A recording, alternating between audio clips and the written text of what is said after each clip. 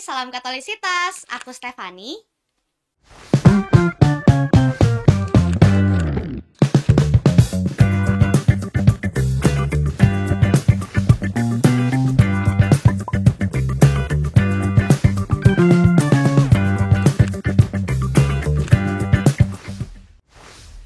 Aku pernah ditanya sama temanku, kalau Tuhan beneran ada, terus kenapa ada penderitaan? Kenapa orang hidupnya nggak happy-happy semua aja? Abis itu mereka berargumen, karena manusia hidupnya banyak yang menderita, berarti ya nggak ada Tuhan. Karena kalau ada Tuhan, nggak mungkin ada penderitaan. Nah, tapi sebenarnya ini adalah satu asumsi yang salah. Karena sebenarnya Tuhan itu nggak nyiptain penderitaan.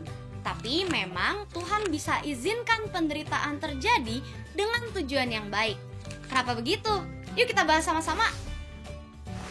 Jadi sejak awal mula, Allah menciptakan segala sesuatu dengan baik dan teratur. Dalam kitab Kejadian 1 ayat 31 dituliskan, Allah melihat segala yang dijadikannya itu sungguh amat baik. Allah adalah sang kebaikan dan kasih, gak mungkin menciptakan dunia yang jahat.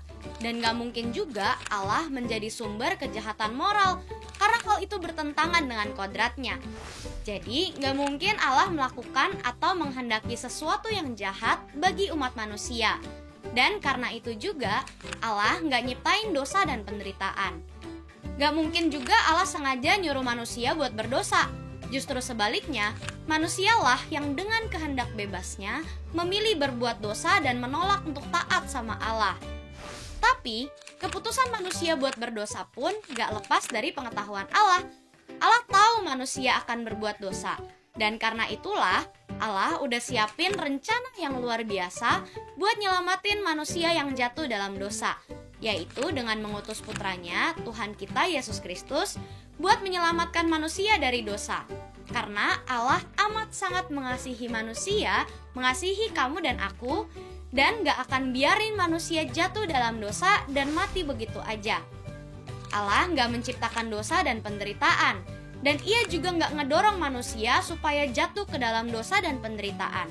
Tapi Allah mengizinkan penderitaan terjadi pada manusia karena Allah udah punya rencana yang lebih besar, yang bisa nyelamatin manusia dari dosa dan penderitaannya. Umumnya, penderitaan adalah akibat dari dosa manusia, entah dosa orang yang bersangkutan atau dosa orang lain.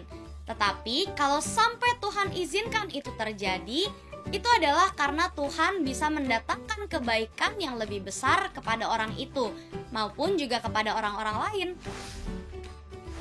Jadi pertama-tama, Allah mengizinkan kita ngalamin penderitaan sebagai bentuk pendisiplinan dan pengudusan, seperti apa yang dialami oleh Rasul Paulus yang dituliskan dalam suratnya 2 Korintus 12 ayat 7-10. Dan kedua, Allah juga menggunakan penderitaan kita buat menjadi berkat bagi sesama, supaya membantu sesama sampai pada keselamatan kekal. Penderitaan yang kita terima dengan iman bisa menjadi satu kesaksian buat membawa orang-orang di sekitar kita supaya mereka juga bisa mengenal Kristus yang nguatin kita dalam penderitaan kita.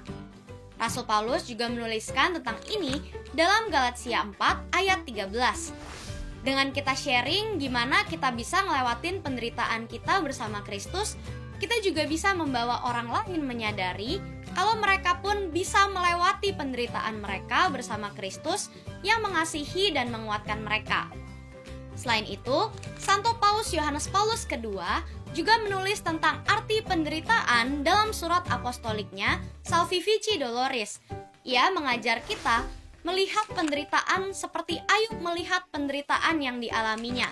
Karena memang penderitaan itu bisa terjadi pada orang-orang yang gak bersalah dengan tujuan buat pertobatan dan membangun kembali kebaikan dalam diri orang yang ngalamin penderitaan itu. Kita cuma bisa memahami misteri penderitaan dalam terang Kristus. Dan kalau kita bisa merasakan kasih Tuhan yang begitu besar, barulah kita bisa mengerti alasan dari penderitaan yang kita alami. Karena Tuhan Yesus pun yang gak bersalah ngalamin penderitaan yang begitu luar biasa. Mulai dari difitnah, dicaci maki, bahkan juga penderitaan fisik kayak dicambuk, disuruh manggul salib, dan bahkan sampai akhirnya wafat di kayu salib. Semua itu karena kasihnya yang begitu besar buat kita, sampai ia mau nyerahin diri sehabis-habisnya dan menderita dengan begitu besar demi menebus dosa-dosa kita.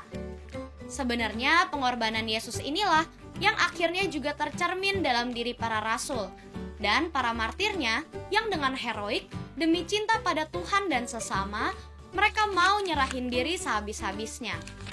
Kita pun juga bisa belajar dari kasih Tuhan ini dengan cara menerima dengan lapang hati setiap penderitaan yang Tuhan izinin terjadi dalam hidup kita, karena Ia punya rencana yang lebih besar buat masing-masing dari kita.